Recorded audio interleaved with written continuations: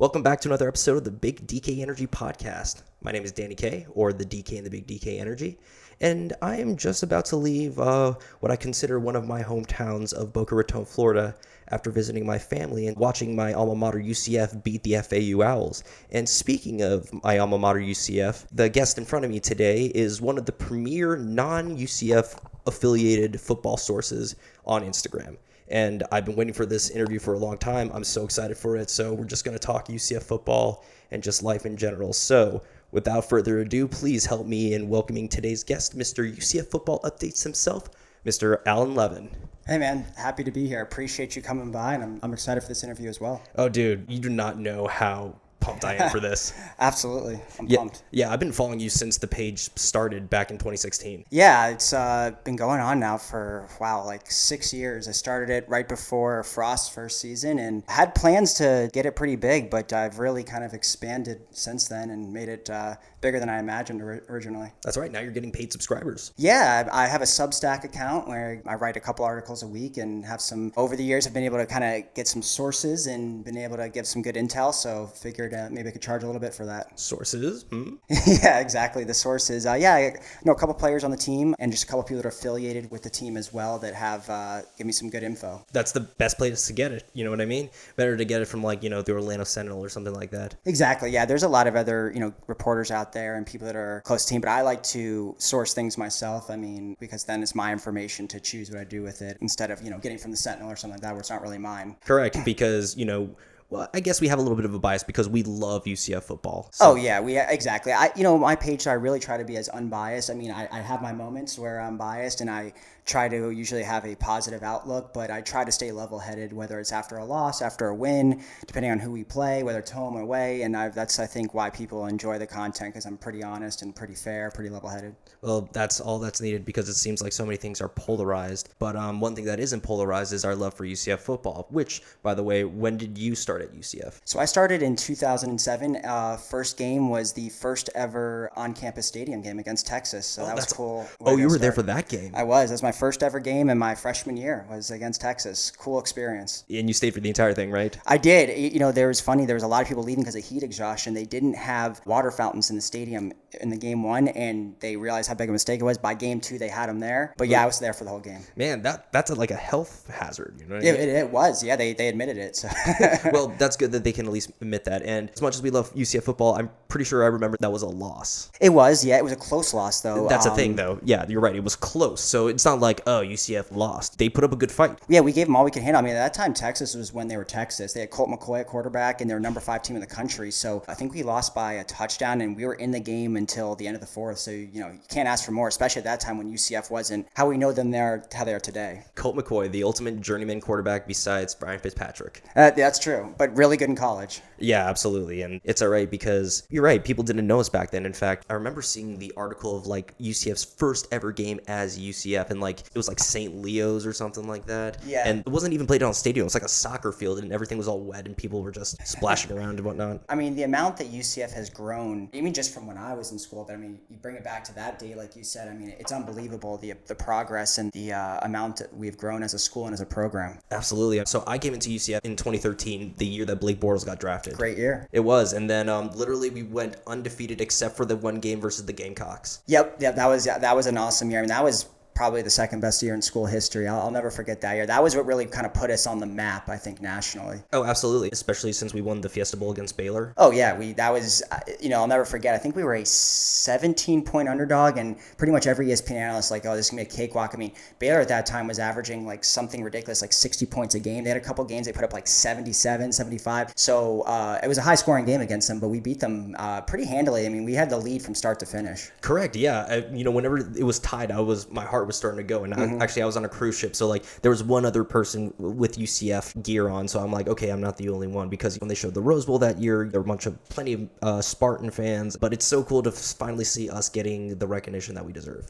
It is. I think the 17-18 we were very noisy as a fan base, and it put us on the map, but the last few years has been not as good as those years, but I think everyone knows who UCF is now. Exactly, and especially since we're kind of making other headlines with our new slogan, the future of college football. Yeah, that's putting us up there. I mean, and the fact that we're going to the Big 12. I mean, we're in a Power 5. That's what everyone insulted us for a number of years, and can't say that any longer. The day I found that out, my heart just leaped. How did you feel about when that happened? Oh, it was great because, it was actually the second time this happened because I don't know if you recall, but when I was in school, we got invited to the Big East. And at that time, the Big East was a power conference. Oh, wait, that's right. I totally forgot about that. Yeah, so we got invited to the Big East as a power conference. It had Pittsburgh. It had, a bunch of power teams in there. And basically, the rumor is that USF, because they were in the Big East at the time, they made the deal collapse. And ultimately, that's why the American formed. So we were this close to being a power conference, but now it's official that we are going to a power conference. Okay, that's good. And we kind of, or at least, us, Cincy, we made the American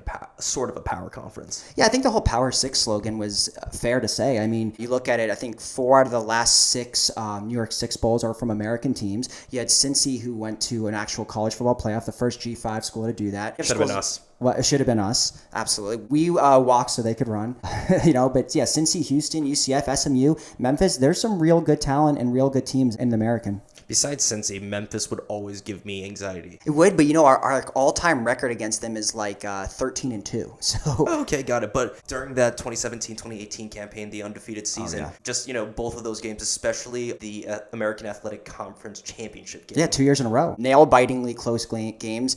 UCF had to come back, and 18 had to come back from I think a 17-point halftime deficit. So there's always nail-biters with Memphis. Oh yeah, and then of course Cincy as of late. I mean, during that 2017-2018 campaign, it seemed like we were just running over people. But then once we got past the hype of, we're going to stay undefeated forever, then it's like, nope. Yeah, that 25-0 run was miraculous. It was amazing. It was amazing to witness. I don't know if I'll ever see it again, and that's not even an insult. It's so hard just to go undefeated in one season. I mean, even Alabama, Clemson, Ohio State, they don't do that every year. They lose a game, even if it's the conference championship. So for us to do 2 undefeated seasons in a row, at least regular season in 18, was just amazing. Even with the lack of strength of schedule, that's still a difficult feat to do. Right. I mean, if it was so easy, wouldn't other group of 5 schools do it? Or just in general, if Alabama, any of these schools, I mean, if they're so talented, they should be doing it every year. No, it's very difficult to do. And we played some good schools those years. I mean, beating Auburn, Memphis, Cincinnati, a lot of those schools were really good. And as you could see from this last past draft, I mean, of course, we had some of our players go, but then, you see the amount of people from Cincy, for example, that went on because they had like a year that we had in 2017-2018. Yeah, it's interesting you mentioned that because how I always judge a team, a college team, is how many pros do they have? That to me shows talent because when you have these Power 5 fans that would insult us and be like,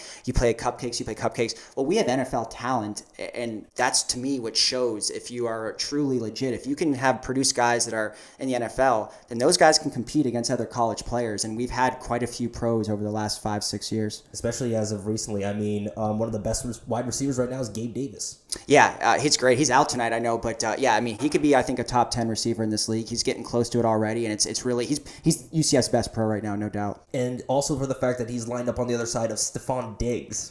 Exactly. Yeah, I mean, the fact that they're probably one of the best duos in the league, I would say. Mm-hmm. Oh, and Gabe Davis scored the first touchdown for this year. He did his first touchdown of the 2022 season, following up from his 4 touchdown performance in the playoffs last year. Oh my God, I can't believe I sort of forgot about that. So thanks for bringing that back up. But who were some of the biggest players when you first entered school during that Texas season? Sure. So none bigger than Kevin Smith. I forgot, but Mr. 2000 or something like that? 24K. That's what it was. Yeah. So he was. I mean, not only is he was the best player in my era, he's one of the best players in UCF history. I would say on the Mount Rushmore, easily, in my opinion. He was like 100 yards away from breaking Barry Sanders' college rushing record. That's right, and Barry Sanders is one of the best to ever do it. But now that you mention it, who is on your Mount Rushmore? Yeah, it's a good question. I would say Dante Culpepper. I didn't see him play, but you have to. Mackenzie Milton, obviously. The amount of impact he had, I think, is unprecedented. I would say Kevin Smith, and then I would say Blake Bortles. If we're going to do 4, I think those are the top 4 players. I mean, I think you always got to go offensive. That's just how,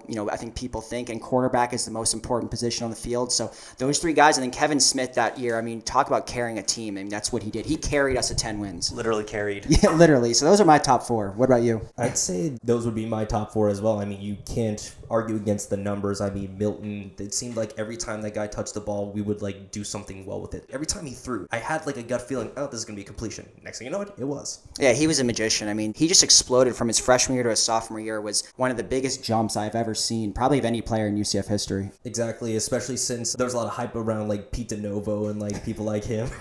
Yeah, UCF, people don't remember, we didn't really start getting good quarterbacks, honestly. Obviously at Culpepper, but until really 2013 Bortles, then we had a string of great quarterbacks. Before that, my era, there's some okay quarterbacks, but no one that was really that good. Actually, now that I remember it, what did you think about Justin Holman? I liked Holman. I thought he was a good athlete. He had a hell of a spiral. He sometimes threw it too hard, went too close. He was good. I don't think he was ever the best pocket player, but he had an arm. He almost brought us back against Penn State in Ireland that one game. He was good. He just wasn't, I don't think he was elite, though. There we go. I mean, that's a good way of putting it. And also, Jeff Godfrey, wasn't he a quarterback too?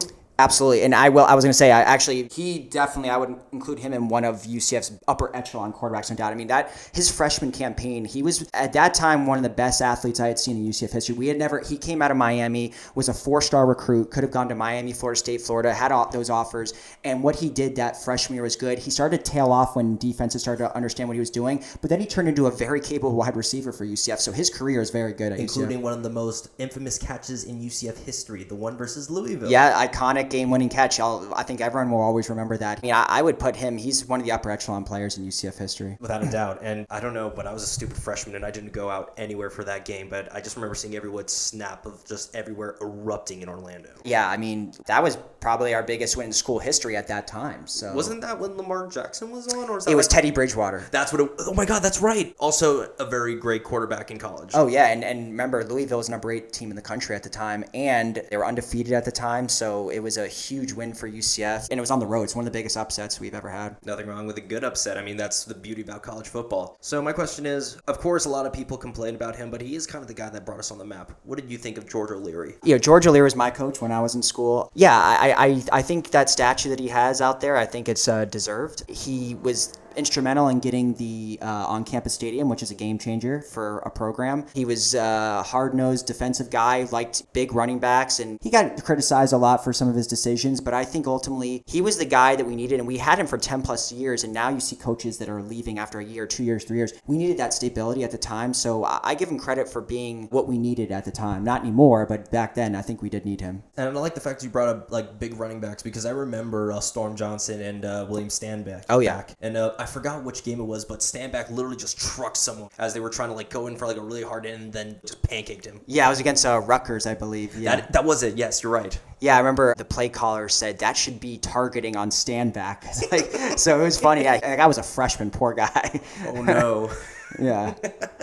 Just imagine like getting one of those hits and being like, I don't know if this is for me anymore. Yeah, exactly, right? Yeah, even the people that like go to like the pro day and like still go through like the NFL, they just got to go through more wear and tear on their body. Yeah, football is a very violent sport. It's not cut out for everyone. I think though today, with sports science, you can, try to at least stay as healthy as possible, and recovery is important. And these guys are spending money on their body, and they're more aware of how to take care of it. And then also with NIL deals, I feel like they have more money in order to, make sure that their programs are, or, that they can access all that stuff. But especially since UCF has been super upgrading their athletics department. Yeah. Oh, yeah. The athletic village that we have, the donations we're getting are just a lot bigger now. The on-campus facilities are actually beautiful. I mean, I think, does it maybe compare to like an Alabama or Georgia? Maybe not, but I think it's very impressive. And I think a lot of guys would see it. And I think we have one of the top just on-campus student athletic centers in the country. I would believe so too, because I was watching Last Chance U on Netflix. Okay. And so I remember seeing one of the schools, which was some community college in Independence, Kansas. Yeah. And so it's really funny when they're trying to recruit players and they're like, we have a shopping mall. And I'm like, oh boy, man, props to these guys. They're trying to convince people to go to someplace out in the middle of nowhere. Well, they get the guys because it literally is their last chance. They got kicked off the Florida States or the big schools of the world, and they kind of have no choice. But yeah, I agreed. I don't think any typical player would want to go there if they don't have to. Correct. But yeah, like Orlando has so much to offer. They've got plenty to do more than just the parks. They have plenty of stuff for young adults to do. It's a metropolitan area. It's not like, oh no, the target is 50 miles away, on the one dirt road kind of thing. Right, and UCF actually uses that in their pitches for players that you're in this big city. There's a lot to do. Maybe it's not the typical college town like a Gainesville or a Tallahassee, but I think we can use that in our recruiting, and not only for that, for NIL now. I mean, there's all these businesses, right? I mean, Orlando's a big city with a lot of businesses, so I think there's a good pitch for players. Even though it's not UCF, I loved how that one football recruit, the coldest, air conditioner, right? Yeah, it's a match made in heaven. It's perfect. I mean, that was his name lined up perfect with that deal. For real. But speaking of NIL deals, I know this is probably not something. Speaking of good quarterbacks as well, when Dylan Gabriel wanted to transfer to Oklahoma, how did you feel about that? The fan base was pretty upset about, they used a lot of reasons, like he was still selling his UCF socks up until the last day. My opinion, how I look at Dylan Gabriel, I don't know what went on behind closed doors. I don't know if he left and it was rude or whatever, any of that. Who knows what happens behind closed doors. My thing is, I think that any time a really good player leaves, regardless of the sport, regardless of team, the fan base gets hurt. It's like when LeBron left Cleveland, or when I'm a big Heat fan, when he left the Heat, you're just naturally mad, but it's purely because of their talent level. I mean, if this was the third string quarterback, would anyone really care? It's maybe he didn't do it in the best way. So yeah, I was upset because we were losing a top 10 quarterback in the country who's now at a top 5 school in the country. So clearly, if he can play at Oklahoma, he can play anywhere. So it was tough losing him. I didn't really feel ill will to him personally. I mean, look, I don't know the guy, but yeah, did it suck losing him? 100%. So I kind of have a dumb question. How do you think he stacked up against Milton? A lot of people bring that up. The biggest thing that Dylan Gabriel didn't have was the team success. His best win was maybe a bowl win over Marshall. Maybe he never beat Cincinnati in his tenure here. He never made it to a conference championship game. He never went to a big bowl game. Was that his fault? I don't know. Maybe the team around him could have been better. Talent-wise, I think he stacks up fairly close to Milton. But no, I think Milton is the overall more complete player pre-injury. God, that injury was horrific. Yeah, dark days. And it just made it so much tougher because of how he just seems like a great guy. Everyone just loves him, from his personality. He just seems like a great role model. When you combine that with his talent and what he did for UCF on the field, it was just devastating. So DG can't stack up to that. I mean, people will debate me on this, but I think talent-wise, DG was a top 5 quarterback in UCF history, but nothing will ever top McKenzie. Of course, and I don't know if I didn't see it though, but it seemed like Dylan didn't really run either. Yeah, he didn't use his legs too much. He started to towards the end of his UCF career, but no, he wasn't as dual threat as McKenzie was. But although I don't know if you watched the Oklahoma game last weekend against Nebraska, Dylan Gabriel ran for a 64-yard touchdown. Really? Yeah, I mean, he's quick, but he's not I wouldn't consider him the prototypical dual threat guy. But yeah, he didn't really use his legs as much with us. Got it. So actually one of my favorite players who unfortunately transferred was Cam Good. How did you feel when he left? I was honestly really shocked because he was heavily rotated. And, you think a lot of times when a player leaves, it's either because their lack of playing time, or I guess in this day and age, maybe they got a really big NIL deal or whatever. Maybe they just didn't get along with the coach, maybe? That's a huge possibility. So that was my opinion, that he probably wasn't getting along with the defensive staff. Obviously, he wasn't recruited by Malzahn's team. I was upset that he left because he was a big part of the defensive line. Wasn't as big as, maybe like a Tremont Morris Brash or something. But yeah, it was a big loss, but he went to Michigan, so that was impressive. If anyone has the level of talent for that, it's him. Yeah, he's a huge guy. The guy is clearly Power 5 material, so it was a tough loss. Yeah, and I've met him in person. Those guys are big boys. I bet. I've been around some of them too, and it's wow, it's crazy to see. You've definitely had some players on the show. I took a look at your resume, and I even saw that Milton was on there too. Yeah, that was kind of a banner moment for me for the UCF football updates thing that I've been doing now for 6 years. I got an opportunity to interview Milton on the podcast. Really big moment for me. But yeah, I've had Milton and a bunch of former players, some guys from the NFL, like Jordan Franks, who's on the Kansas City Chiefs. Then just, Mac Loudermilk. I mean, a bunch of former players. So I think probably at this point, probably 10 to 15 players. That's pretty awesome. And I also saw that you got Terrence Plummer on there too. He was awesome. He was really cool. He actually does the intro for my show. He's one of the guys that says, "You're tuned into the UCF Football Updates podcast." I see that. And then Mac Loudermilk was also one of those people. I actually interviewed Mac Loudermilk. He's a good interview, right? He's a great interviewer. Yeah, absolutely. And he's very fun. Now that he's a dad, he talks about how he's very proud of that. In fact, I saved his episode specifically so that it's number 48. That's premiered number. Okay, of course. You know. So how do you go about contacting these players to be on the podcast? Yeah, so before I had the video podcast, this is how I contact them, just via DM on Instagram. And I used to just basically send them 5 questions literally in Instagram's DM. They'd send the answers back if they were down for it, and then I would just literally copy and paste those and with a picture. But then I was like, all right, I'm going to turn this into a video. And my first ever interview was Kyle Israel, former UCF quarterback in 2007, my first quarterback there. But yeah, I just DM, and at this point, a lot of players do follow me. I would say, I don't know how the number, but it's probably close to 50 or 60 players, former, current, that follow me. I just DM them, and they usually say yes, and it's pretty easy. That's pretty sick, though. I mean, especially since, some people are like, let's get our jersey signed by the football players because we love them. But then then it's just like, oh, what's up, man? Yo, what up, Alan? Yeah, exactly. I mean, they follow me. They're supportive. I think they're a fan of the account. And I think a lot of guys, especially if they're maybe not playing anymore, they miss their UCF days, as we all do. So they want to talk about it. And it's a good outlet, have a good platform for them to speak about UCF football. I mean, it's a fun conversation, just like right now. Definitely. And we'll get into it eventually, which is the bonus question round. When I asked Mac Loudermilk, what were some of his favorite material possessions, he showed me like all of his like space jerseys. And I thought, damn, that is so sick. It wasn't his beard and hair? No, it wasn't. Right, exactly. That's, two of his key characteristics. Right. That's actually the first question I asked him was about that on the podcast. It's like, dang, if you were back in school, you would have had like an NIL deal for like Head and Shoulders or something 100%. like that. Maybe some beard oil company or something like right. that. I don't know. I can't think of any UCF affiliated people who do that kind of stuff, but But if it was anyone, it would have been him. Oh, 100%. Yeah, because I'm trying to think.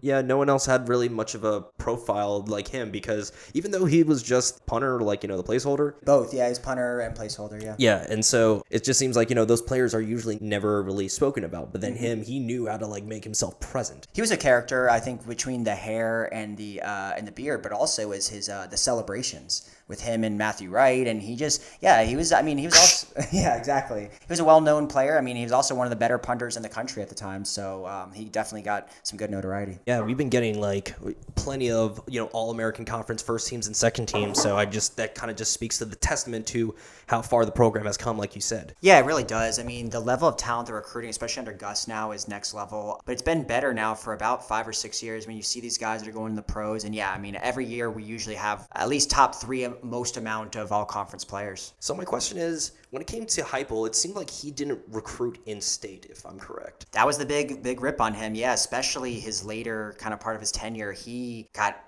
2 guys from Germany. I think he should be recruiting in the country, and especially talent-rich state like Florida. But yeah, he was going North Carolina, a bunch of states, and now Gus is bringing it back to Florida, and that's where you get your talent. Correct, and especially, one thing that I've realized about most of the football players that I've met, they're mama's boys, and some of the best talent in the country is in our backyard. It's in our backyard. I mean, not only just our backyard, how about literally down the street in Orlando, right? We don't even have to go to South Florida or Tampa. Florida. So, yeah, it's all in Central Florida. There's a ton of talent there, and that's what Gus is doing with this whole Hometown Hero campaign. It's working really well. I love, and I still don't have one, it's a card decal saying UCF is Orlando's hometown team. Oh, yeah, I need one of those, right? Yeah, I just feel like those things sold out like hotcakes. It was genius marketing ploy, and it's working really well, and we need those guys. We want them to stay home because some of the best high schools in the country, football-wise, are in Orlando. Apopka, Boone. Lakeland, a bunch of those schools. I just love it when I just see those names. I'm like, wait a minute, that's like 30 minutes away from here. Yeah, exactly. And they're choosing to stay home, which is great. Hey, that works out for us because I'd rather have them stay here than go play in Nebraska. Yeah,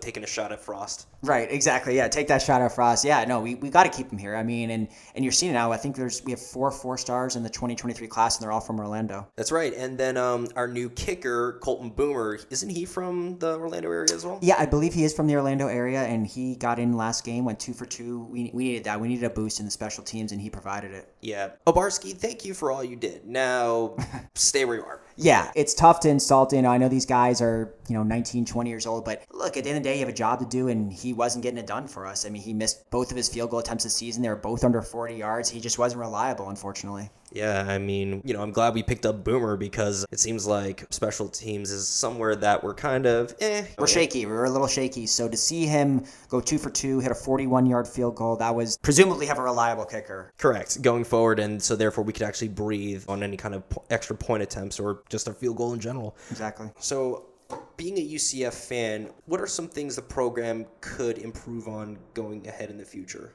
Yeah, I mean, first of all, I do think that they need to continue to improve their recruiting. There's no question about that. I mean, the recruiting's been good, but it's been like maybe 1 year of this. I mean, we're going to the Big 12. We really have to up that. I do think we're going to have to eventually, as beautiful as the facilities are, I think we're going to have to, add a little bit more spice to them. There's a lot of things. And I think the biggest thing we're going to have to improve is actually our NIL, because as great as UCF is, as great as going to the Big 12 is, you're seeing some of these deals. Some of these guys are getting tens, hundreds of thousands of dollars. So we have to have a collective, which UCF is forming, and they do have, but I think we're going to have make sure that the local businesses get involved, because if you don't have NIL opportunities, I think we're going to be left behind. 100%, especially since there are some pretty big businesses that were started by UCF alumni. For example, one being Tijuana Flats. That's exactly it. I was thinking it's a Mexican restaurant. Yeah. Yeah, but Tijuana Flats. Yeah, that was totally UCF alumni. And then I think not just, but they got a deal on Shark Tank. It was like not Hummus House, but it was like two guys in the Sigma Pi fraternity. They started like a hummus business, and they got a deal from one of the sharks. So maybe that could be like another company do that, or like Rock'em Sox. Yeah. Is Rock'em Sox from Orlando? I think they do have some sort of affiliation with either Orlando or UCF. I can't remember exactly what it is, but they do. I totally see where you're coming from, because that's where I'm trying to collect my thoughts on that. But you're right. We do have to have some more opportunities. I mean, of course, in Gainesville, there's not really much there except for the Gators. But, because the Gators is such a storied franchise, they're able to get a little bit more of that moolah. But I feel like that's because of alumni donations, I would say? It's definitely, it's alumni donations, and they're going to be the ones that are funding these NIL opportunities. And I don't know how shady of NIL is, but all I know is that we got to get that participation, and because that's going to ultimately get us these recruits that we want. And look, college football is in a new era now with the transfer portal, with NIL. So to keep up, I think that's probably one of the biggest things we need to invest in. Speaking of the transfer portal, I know we were talking about how Dylan Gabriel, when he left, that kind of left a huge hole in a lot of our hearts. Yeah. Who were three of your favorite players who actually transferred out of UCF? Transferred out of UCF? Well, I mean, you got to say Mackenzie Milton, right? I mean, obviously he transferred for other reasons. Correct. But, I mean, it still counts, right? I was a pretty big fan of Jalen Robinson. So him, I was really surprised when he left. So him to leave to Ole Miss, SEC school, I was pretty upset about that. And the transfers really leaving UCF more so kind of just started, or really any school in general, because you used to have to sit out a year. So I'm trying to think back in my era, not too many guys really left the program. So then I love Tatum Bethune. I mean, he transferred to FSU. So I mean, I know that all happened last year, but those were kind of three of my like big ones. Or Mackenzie wasn't last year, but the other two were. So those were kind of big ones for me. I'm trying to think of some other guys that left, but most of it happened the last couple of years. Got it. So that being said, who are some of your favorite players that came into the program? Yeah, no, that's a great question. Well, I'm loving Javon Baker from Alabama. Oh, he's doing amazing. He's absolutely crushing it. That's been really cool to see. Back actually in way back in my day, there was a quarterback named Brett Hodges. He transferred from Wake Forest, and he had to sit out. He was a grad transfer, so he didn't have to sit out. He had a really good 1-year run at UCF. It was 2009. I think we went like 9-3 or 8-4, and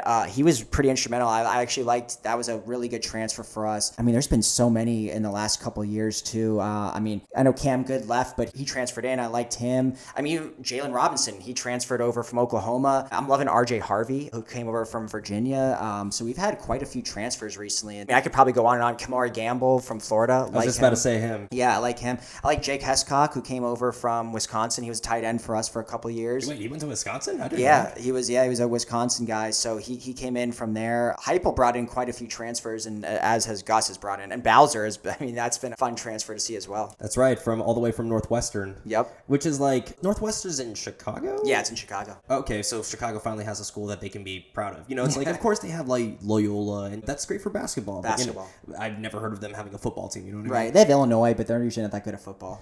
No, never mind, it wasn't Illinois. It was Southern Illinois University? Oh, which one? The Salukis. It's a smaller team, but Brandon Jacobs from the Giants was from there. Interesting.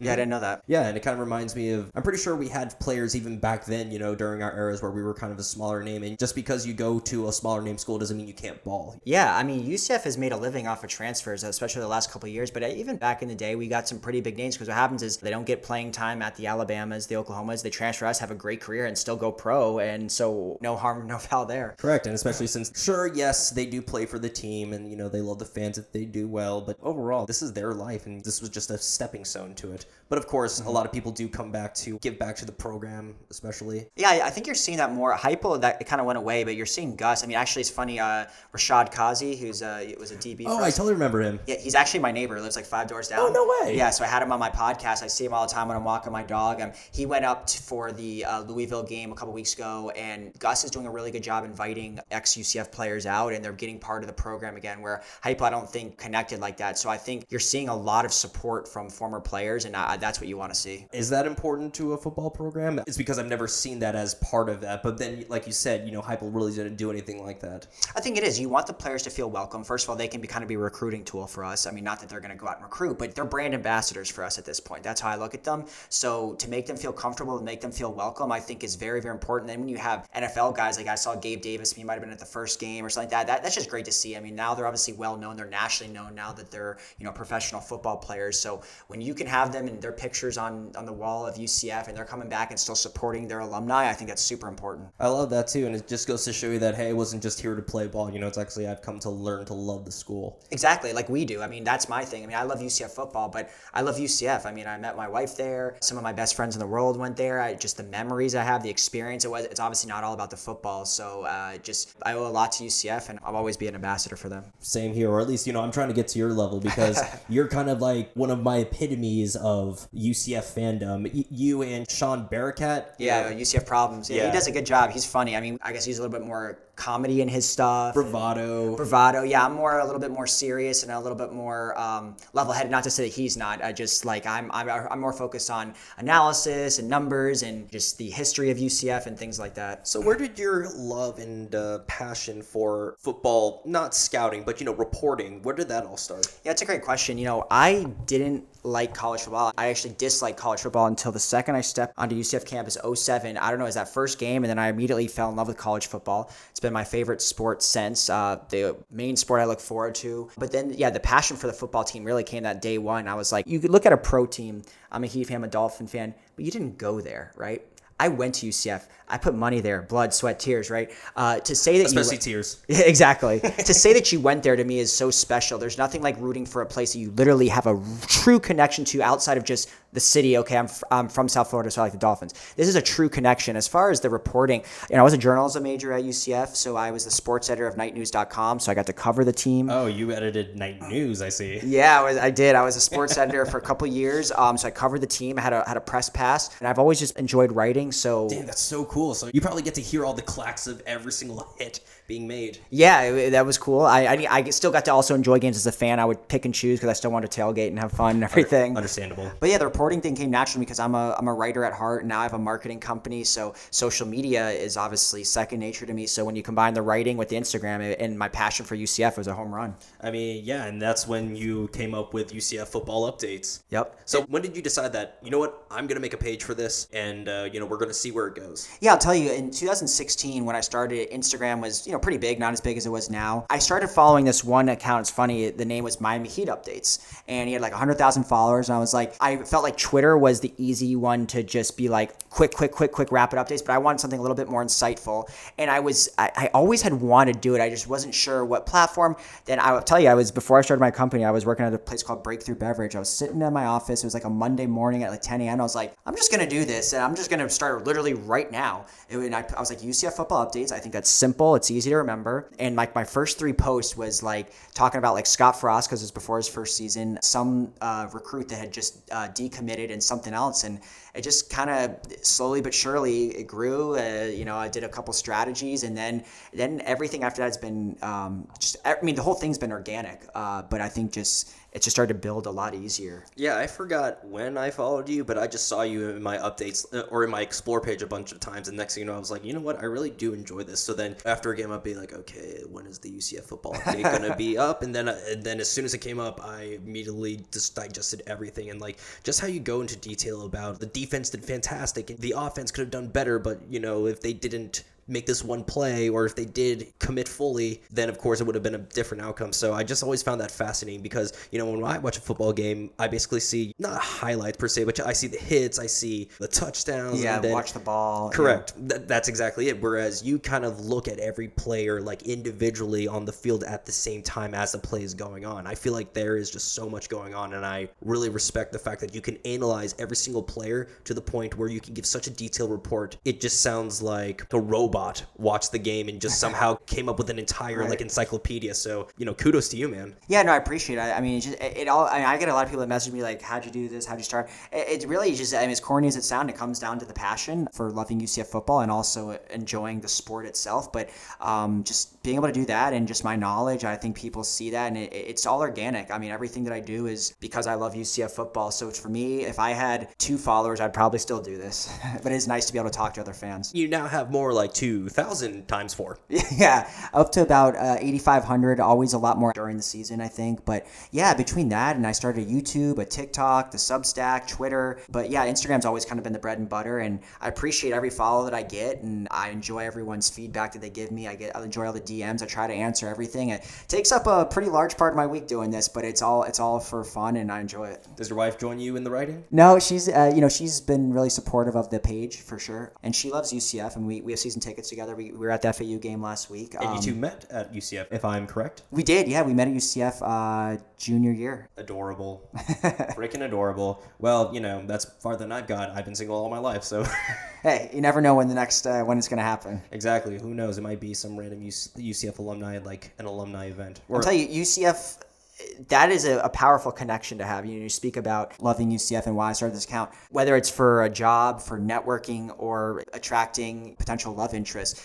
That's a powerful thing to have, and it's a great talking point. Actually, I use that as one of my talking points for an interview for an internship, because I noticed that the guy in his office had a UCF football helmet, and I was like, "You a huge fan of UCF football?" And he's like, "Absolutely." And immediately we started talking about football, and then the next day I found I got the internship. It's an immediate connection. I mean, you could hear that oh, I'm a big fan. Okay, that could start off a 3-hour conversation right there. Easily, especially like you just go over that season, but then you're like, "Oh, do you remember Milton?" I graduated the year that we went undefeated to the Peach Bowl, and so one of my last fall semester, I remember me and my fraternity brothers, we were in Nicholson, actually, where your major is centralized. And so we had a projector on with all the bowl games, and so we were just waiting. And then as soon as it dropped, an email came to all of us talking about camping out for tickets and whatnot. Oh, wow. Because I didn't have as much of a workload, I kind of was able to go home a little early, because most of my classes weren't really for studying. It was more like we had to do a project, and I was already like in the middle of it. So as I go home, it's about 4:30 in the evening. And so I'm like, okay, let's see how long the line is. And there was one kid sitting by the ticket booth. I'm like, you bastard. And so I forgot what I was doing, but then I went at like 8:30, and I was thinking, oh my god, the line's gonna be so long, but somehow I managed to get into the front part of it. Because so you went to the game? Oh, absolutely, 100%. One of the best experiences, UCF related experience I've ever had. Easily. Let's put it this way. That's when I first got a Fitbit. So besides walking around the city with one of my really close friends, my Fitbit said I'd burned like between 5,000 and 6,000 calories. And I'm like, what the hell just happened? And I realized my heart rate, due to the anxiety, my heart rate was up the entire time. So it's like I was working out while sitting down. It was a close game. It was. And because, everyone's thinking, oh, Auburn's going to smoke UCF. But it's like, no, we got some pretty good talent on there. We sure did. That year had one of the most talented teams we've ever had. And that game was, first of all, UCF showing up. The fan base was amazing. I think we probably had more fans than Auburn there, and we really showed out. And God, that game was memorable. I'll never forget that game. And then especially after we won, just seeing Milton and Shaquem Griffin just hold up that trophy. That undefeated feeling, just beating an SEC school, everything vindicated. It was really cool feeling. And then that's when Danny White was like, 2017 national champs. Something that will forever live in infamy in UCF history, but I loved it from a marketing perspective, and I think it was a smart move, and I think it ultimately started the train that got Cincinnati into the playoffs. We were so loud about it that I felt the committee felt they could not leave out a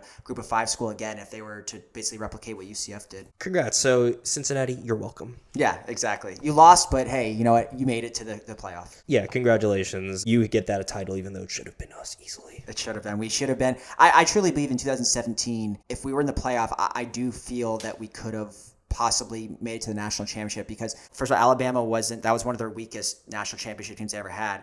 But I just felt there was just this special connection between the team. And ultimately, I think we could have beat anyone that year. I really do believe that. Absolutely. And then, of course, we can't finish talking about UCF football without talking about 2 of the most prolific players, the twins, the Griffin twins. Yeah, they're iconic. I mean, Shaquille, obviously still in the NFL with the Jaguars right now. He had a great UCF career. But Shaquem is possibly the most iconic player in UCF history, at least on the defensive side of the ball. What he did, his performance, his story, it's just unbelievable.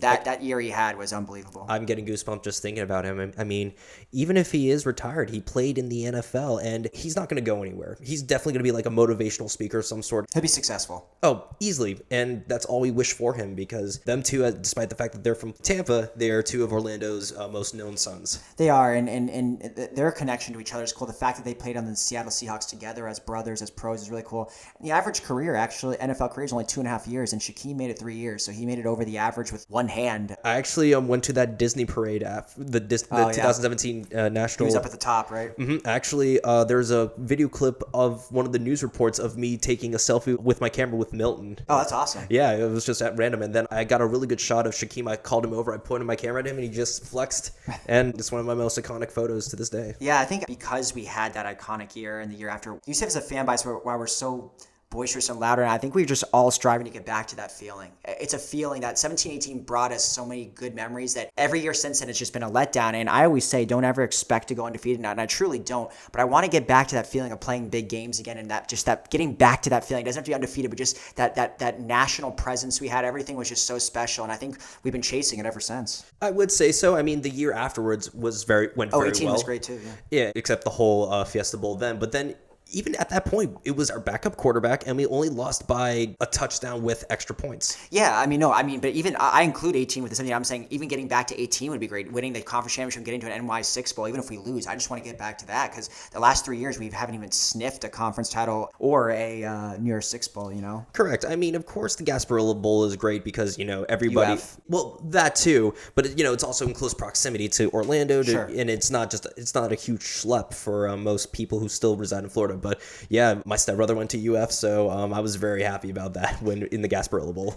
Despite UF's record that year, I think they finished 6-7 after losing to us. That's definitely one of the best wins in UCF history. Beating UF for the first time. Historically, they've been the best team in the state. I mean, that was a big win, no matter way we slice it. Yeah, UF was forever, for the most part, the most dominant team. Of course, FSU had those. And Miami, of course, yeah. I forgot what year it was when it seemed like every NFL starter was on the Miami team. It was. Yeah, it's the 01 Hurricanes. I say this, I was talking to someone the other day, I think that's the best college football team in the history of college football, 01. No doubt. Unbelievable. I mean, I guess I should have said maybe UF isn't the best, but they're in the top three there with, historically, I think, and also UF has, I think, the more recent success. They've had 2 championships in 06 and 08, and, they've had a pretty iconic run there too. But all 3 schools have had their moments. Mm-hmm. And now we're getting ours. Yeah, we're finally in the Big Four. We're officially a Power 5 program, and over the last 5 years, I don't think there's any question we've had the most success out of all the schools. I mean, easy, even if the strength of schedule wasn't the best. Yeah, we beat Auburn. We won a Peach Bowl. We were top 10 a couple times. I mean, you can't really say that much about FSU, Miami, UF over the past. I mean, UF had a couple years there where they made the SEC title game, obviously, but in general, Florida State, Miami, they've been pretty down. UF's down right now. I mean, I know they're 2-1, but they barely almost just lost to USF. Exactly. Florida State's looking good though. They are, and see that game, UF versus USF. I'm like, I don't know who I dislike more. I know. I was kind of rooting for USF to knock off UF because it would have just been hysterical. Correct. You lost to the Bulls peed. Yeah, Bulls peed ahead, and they're probably the worst team in the state right now. Even though that their talent is piss poor, it's like at that point, yeah, we would want them to win only that one time. Yeah, knock off UF. It'd be funny. I'm going to kind of miss the War on I-4. I've said this, and I got a little backlash on my page when I said I think we should absolutely keep the rivalry so we can have them as a non-conference game, make it annual. There's plenty of schools that do this. UF FSU as an example. A lot of people said, no, leave them behind. No, I think USF is our only true rival in terms of passion, hatred. It's got a name. It's got a specific day. It's during rivalry weekend. It's a real hatred. The fact is we can't manufacture that, and I don't see how any team in the Big 12, at least for the foreseeable future, can be a true rival. So I'd like to keep them as a rival. Actually, now that you mention it, out of every team that's going or staying in the Big 12, who do you think would want to have beef with us? It's got to be Cincinnati, in my opinion. We have at least a decent, smaller history with them now. Just naturally, the problem is Big 12, there's proximity-wise, there's no one really that close distance-wise. If it's not Cincinnati, it's got to be Houston, just because out of those schools we played the most, whereas I looked this up the other day, I think there's maybe 3 schools in the perm Big 12 that we've ever even played ever in the history. So maybe BYU because we've played them a couple times, but in my opinion, Cincinnati's the clear-cut favorite for that. Okay, well, Cincy, bring it. Yeah, bring it. We got to beat them, though. We haven't beaten them in 3 years. Oh, yeah. This is the year. This is the year. This is our year, baby. We're just like Dallas Cowboys fans. This is our year. Yeah, exactly. Yeah, Alan, I could talk UCF football all night, but we got jobs tomorrow. So because the questions didn't transfer over from my computer, I'm re-saying this part. But we are now entering into the bonus question round, my favorite part of any Big DK Energy episode. 10 questions you do not know about, but you still be hired afterwards. So, awesome. Mr. Levin, you ready? I'm ready. Let's do it. Excellent. So, question number 1. So this is going to be kind of a long one, but it is, the Knights have been chosen to battle against a space alien football team, and you've been selected to choose the team that plays them. Assuming everyone is a UCF player, and in their prime, if they played in the past, choose the offense, defense, special teams, and coach. Are you talking like every single position, or so I would name the player, the whole roster? Okay. All right. I like it. All right. So I'm going to go quarterback, especially against a space alien team. I think you need to be pretty smart and, know how to wiggle out of things. I'm going to go McKenzie there. We would do maybe 2 running backs. I'm thinking like a fantasy style team kind of. Okay. Yeah. I think we need at least 1 big back. So I'm going to go Latavius Murray for one of our running backs. He's got the size, he's got the speed, but then I want someone like small and shifty just in case. I'm going to go Adrian Killens as our kind of our RB2 there. Legend. Wide receiver, I think right off the bat I got to go Traquan Smith and Gabe Davis as 2 of the 3 because they got the size, they got the speed, and I just think you want someone tall like they both are. And I think third, I'm going to go Dredrick Snelson. He was fantastic. He was great. I like what he can do. Offensive line, I think we just need the biggest guys possible. Who comes to mind? Chris Martin. He was on the 2013 offensive line. Probably that whole 2013 line. Wait, the singer for Coldplay? I'm just kidding. Yeah, right. The McCray brothers, Justin and Jordan. Justin's in the Texans right now. Those 3. Who would I do at center? I might put Jordan Johnson. Okay. Yeah. Very good choice. Smart guy. I like him. So that's probably 4 out of the 5. Role model as well. Yeah. So we have a tight end. I think pretty easier Jordan Akins at tight end. So that would probably be our offense. I think I covered everyone there. Excellent. Right? Yeah. Yeah. And then defense, let's see. Let's start with the defensive line. I think Terrence Plummer, 100%. Well, he's a linebacker, so I'd have him at one of the linebacker spots. I would have Tremont Morris-Brash as a defensive end. I like him for the tackles, man. It's hard to think on the spot. I'd have to kind of look. Shaquem Griffin out at the other linebacker spot. Got to. So defensive tackle. I said end. I said Tremont. Oh, Bruce Miller, one of the best defensive players in UCF history. I got to come back to the tackles. Then so the secondary. Would you put Tristan Hill in there? Yeah, you know what? There you go. I would put Tristan Hill. He's an NFL player now. He was really good for us. I remember he had to get double teamed a lot, so maybe against an alien squad, you might want that. Then secondary. There's so many good choices because secondary historically is our best position. So we have so many pros. I think no question, Josh Robinson is one of our best cornerbacks of all time. And honestly, Jacoby Glenn, he was actually one of our last All-American players. I remember him. Yeah, he was fantastic. He went to the pros a little bit too early, but he went back-to-back All-American seasons for UCF. Then safeties, I feel like I can't have this list without Mike Hughes on there. So maybe I can move him to safety. One of the most iconic Warren I-4 plays. Exactly. The other safety I'd probably do is Kamal Ishmael. He was really good for us. He was on the Falcons for a number of years, and he was a great ball hawk. I really liked him. I was about to say, Asante Samuel. Oh, Asante Samuel. See, the problem is I never saw him play for UCF, so it's hard for me. I have to think of guys that I watched, so that's how I kind of look at this. Okay, fair. That's a totally fair statement. And then for special teams. Yeah, kicker. Easy Matthew Wright. I saw some good kickers. He was the best one we've ever had. He has the most points actually in UCF history. Got to go him. Punter. Got to go Mac Loudermilk. We talked about him. So yeah, and then maybe if we're doing long snapper, Charlie Hewlett. My wife is friends with his wife, and he's on the Browns now, and he was really good for us for a number of years. Nice. And then who's the coach? I've been thinking about that. Part of me wants to say O'Leary. I don't know why. I just feel like he's the type of guy that you'd want to go up against a big, scary team. But I'm thinking like tactician, I got to think Scott Frost. Tactically, I'd like him to be kind of our coach. Okay, especially since he knew how to run the system with Milton. It's the system, yeah. That's more what I'm thinking, the system more so than the coach itself. Well, I love that answer. And all those players, it just brings me back, especially like Jacoby Glenn. I remember he was playing, or at least he was in the tenure of the 2013 squad, I remember. Yeah, he was good. Number 2. You've been selected to pick a team that UCF will face that they have never faced before. Who are the Knights playing, and is the game a home or away game? There's a lot of schools that I've wanted to face, just like kind of like some of these iconic programs. I mean, we faced some good ones. We faced Michigan before, we faced Alabama before. And we won against Alabama too. We did, yeah, we did. We've played Ohio State. We've never played Oklahoma, which is a possibility now with its last couple of years in the Big 12 before they go to the SEC. I think that would be really cool. If the time frame matters, if we're talking about just any time, I would probably say a different answer. But if we're talking like next year, Oklahoma, because if Dylan Gabriel's still on the team, that's going to be a pretty cool matchup. I was going to say, revenge against Dylan Gabriel team. Yeah, but I think for history purposes, I think it'd be really cool to. We never really played too many West Coast teams. I think it'd be actually really cool to play USC. I want to say home because it's Knight Nation at home, but I think playing at USC's stadium would be pretty historic too. So I'll go USC, but I'll say at home just because we have to have Knight Nation there. We got to have the bounce house in that kind of moment, so Yeah. I'm all for it. Number 3, name the top 5 games you've been to. Oh, that's a great question. I'll say number 1 by far is the Auburn game. It was amazing. I was there in person. Just that pick 6 that gave us the lead. That was one of the most I've ever. I'm getting goosebumps literally right now.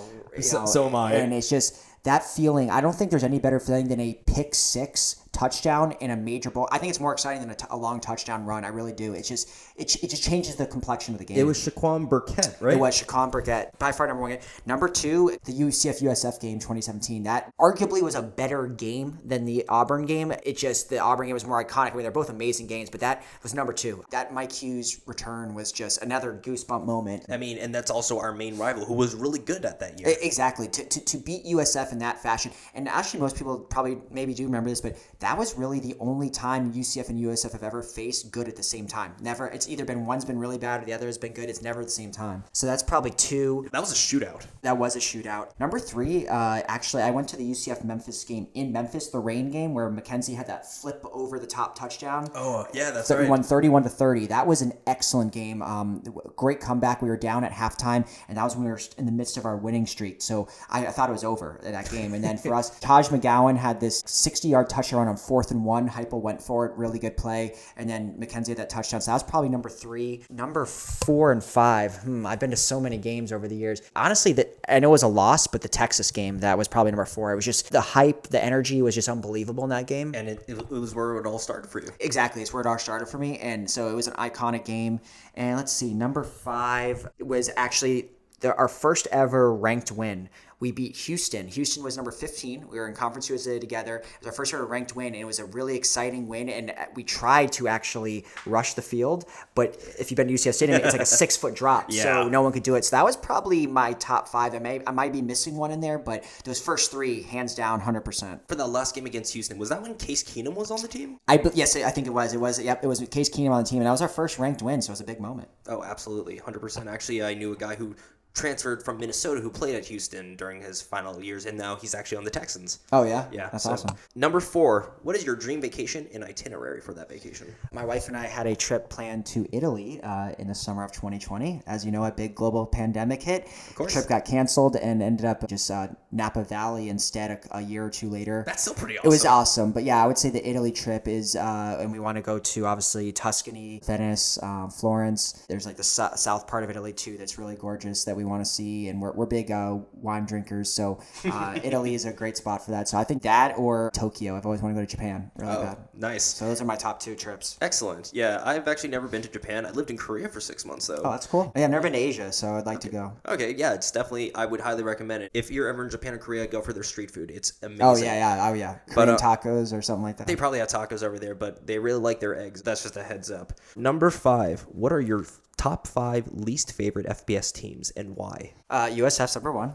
It's not even a question. That's the only true rivalry we have, and I hate them, as any good UCF fan should, right? Number 2, I'm really starting to dislike Cincinnati because they're just, I got it horns down, right? Horns down. Just their fans talked a lot of crap, and I'm just starting to get sick of it. Plus, they beat us 3 years in a row. 3, I would say, I'm starting not to like Louisville a lot.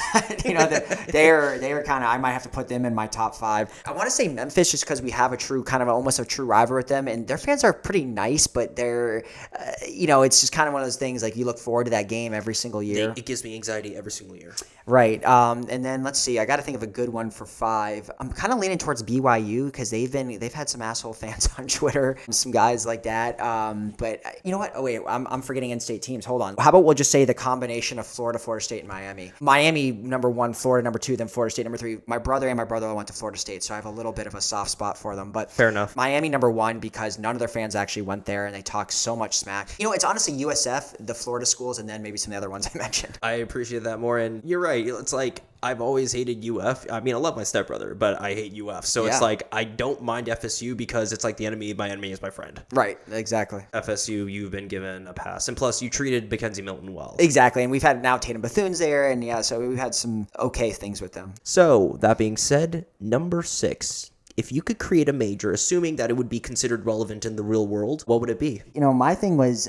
when I was in school, I couldn't really find a major that I was like super passionate about. I wish there was something in sports. I know there's sports science, sports journalism. Maybe it's, sports podcasting or sports social media, something like that, because that's a real passion of mine. And I think that would be really cool to learn all that. And you can make money doing it, right? So I think, maybe sports podcasting. My question was geared, for being relevant in general, but that's relevant, now. Exactly. And it doesn't exist. And, I know there's like media stuff, but I think that would be really cool. Or, just something in sports. Number 7. Assuming you won't gain any weight from eating this, what is your favorite food that you will eat into the end of days? Oh man, I always say my my 2 favorite foods are tacos and sushi. If I had to choose one, I would probably just keep eating tacos. I mean, I could do tacos 7 days a week. And I love pizza, but I'm lactose intolerant. So tacos, I can at least, do that. You don't have to get cheese on them or sour cream. So I love tacos. Mahi tacos, steak tacos. And see, that's the thing. Like, tacos aren't even that unhealthy. They're not. I guess, if I had to go unhealthy, I'd probably say pizza. Maybe I can get those that alien team to take away my lactose intolerance or something. Number 8. You're sitting front row at a UFC main card event. Assuming anyone, not just legit fighters, are fighting, who would you want to see battling each other? And who are the 3 color commentators? I feel like there's like this tinge of hatred between like someone like Scottie Pippen and Michael Jordan. They always seem like there's something there. Even though they were on the same team, it's just like, no. Yeah. It would be funny if they were the same size would be LeBron and Dan Gilbert, the Cavs owner. Oh my God. Because I remember that 2016 championship parade. The way LeBron looked at him, it was just so clearly that he hated him. Something like that. I mean, it wouldn't be a fair fight, but something like that. But something just very peculiar like that I think would be funny. And then I think Joe Rogan's got to be one of the color commentators. Do you have 2 other color commentators? Oh, color commentators. It would be funny actually to hear Trump be a commentator. Because he's very boisterous and he just says a lot of out there stuff. So to him to talk about that would be really funny. And then maybe 3rd, Jerry the King Lawler, who used to do the WWE, or the other guy, the one with the cowboy hat. Both of them were good. I think Jerry the King Lawler was his name though. Yeah. Okay. Number 9. Based on all of our quarterbacks, create your perfect UCF quarterback. Oh, that's a great question. Size-wise, Blake Bortles, I think he just had the most natural size. That's why he was drafted number 3 overall in the draft. I think athletically, in his prime, Dante Culpepper, and just in terms of legs, his just ability to escape, elusiveness, all that stuff. I would probably use Mackenzie's mind. I like just the decisions that he made. And also, I think Dante athletically, but Mackenzie's elusiveness. Like, he just kind of had like these moves that were just like, just the juking ability, I guess you could call it, and his mind as well. You're talking about obviously past UCF quarterbacks, right? Mm-hmm. Oh, yeah. I would say like arm strength. I think kind of DG. I mean, his long ball was pretty damn good. Yeah, I liked his arm strength. I liked his long ball, his accuracy. So probably those 4. UCF hasn't had a ton of great quarterbacks, so it's kind of you have to go with those 4 almost. Fair enough. Okay, but I like the combination that you came up with because I could see that like prototypical quarterback just absolutely dominating whatever game that we're playing. Exactly. That's like the best of all worlds. Yeah, you're getting the size of Bortles, you're getting great arm strength, you're getting great speed, you're getting great athleticism, you're getting great accuracy. It'd be and a great mind in Mackenzie. So and probably Mackenzie, if you're going to count just veteran or leadership, his leadership too. I would go with. Oh yeah, he had the locker room on lock. Well, locker room. Yeah, Yeah, that makes sense. Yeah, he did. Okay, and we're having such a fun time that we're actually at the last question. Okay. And it's a question that I ask everybody, but the answers always vary, and that is, what is your best, most recent accomplishment? That's a very good question. I would say starting to scale my company, hiring. I was able to hire my first employee and then a second employee all within like the last 6 months to a year. Mazel tov. Thank you. So yeah, scaling. I mean, I still have a long way to go. It's a work in progress, but in general, one of my biggest accomplishments just starting a company, working for myself. But yeah, starting to scale it has been a recent big accomplishment, and I can't also not say having my first child. So my wife and I, Mazel tov on that as well. Thank you. Had our son, our first kid. So it's a pretty big accomplishment, big life milestone. What's his name? Caden. Very nice. So he's 15 months now. So not like yesterday, but recent enough and it's obviously a big change in my life, big part of the life. I can't wait to see him become as big of a UCF fan as you are. He will, and he's already been to 2 games. He actually has been on a road game. He went to the SMU game in Dallas last year. Oh, wow. We went with John Nicole. Oh, nice. And then, what's up, John? What's up, Nicole? Yeah, exactly. And then he went to the USF game last year at home when we that narrow win, but we won. So he's been to 2 pretty good games so far. Holy crap, he's been to more games than most of Greek life. Exactly. At least he made it to the games. He made it to the game. He got through the tailgate, drank some milk, and then he went over to the game. Hopefully it wasn't spiked. Yeah, no spikes yet. Son, were you drinking? No. Yeah. What the fuck do you mean? Pussy. Yeah, right. He'll have plenty of time for that and when he hopefully goes to UCF one day. That's the goal, or at least never to USF. Yeah, no. I'm not going to pay for it. I was going to say, how would you feel if he's like, Dad, USF has a really great program? I'm going to be like, well, hopefully at that time, maybe their football program just doesn't exist anymore because it's been so bad they just disbanded it. I would appreciate that. So there's like nothing to hate left. Exactly. Although it would kind of be like, oh, we're just not there anymore. So yeah. It's like, what do we have to hate left? Yeah, what are we going to make fun of? Well, now we got more teams, better teams to make fun of. That's true. So with that all being said, Alan, this is definitely one of my most fun podcasts that I have ever had on the show, because this is something that I love to talk about, and I'm talking about it with one of the most storied experts in the UCF football realm. So it was a real honor having you on the show today, man. Hey, I appreciate that. I mean, it was an honor to be on the show. Really enjoyed the conversation. I'm happy to come on whenever you're willing to have me. You know, it's funny because I'm actually attempting to do a podcast during a tailgate, and so hell yeah. And so I have 3 of the mics occupied. If you want to meet us and be our 4th, you're more than welcome. Oh, I'm in. That would be a lot of fun to preview the game and just tailgate. That's right. We're just sitting White Claws. we're just sitting in the launcher where everyone else is just being rowdy. But love it. Absolutely. And so, Alan, for dedicating so much time to the UCF football fan base, to writing such in-depth analysis reports that definitely educate people who are not as knowledgeable of the game, you're definitely one of the people who are converting people into real fans. And so, for all of those reasons and more, that's why I think you, Alan Levin, have big DK energy. I'm honored to be DK Energy, and yeah, I appreciate all that. That's really kind. Thank you, man. Of course. And so we're definitely going to put all of his links, especially the Instagram and the blog site. What's it called? Substack. Substack. We're going to put all those links in the description box below. And before we head out, Alan, is there anything else you want to promote? Just, follow me on Instagram, subscribe to my Substack, and yeah, these shirts, these are kind of a brand partner I have. They're really cool. They're called the Fan Stop, and they have a monthly T-shirt of the month subscription. All UCF shirts, you get a new shirt every single month, unique designs. They have a partnership with the NCAA, so it's all officially licensed. And they also have hoodies and long sleeves. And if you use my code UCFFan15, you get 15% off in your first 3 months. So, shameless plug. Well, I'm definitely doing that, Alan. So thank you so much. And if we have nothing else left to say, I'm Danny K, the Big DK Energy Podcast, and we are signing off. Go Knights. Charge on. Charge on.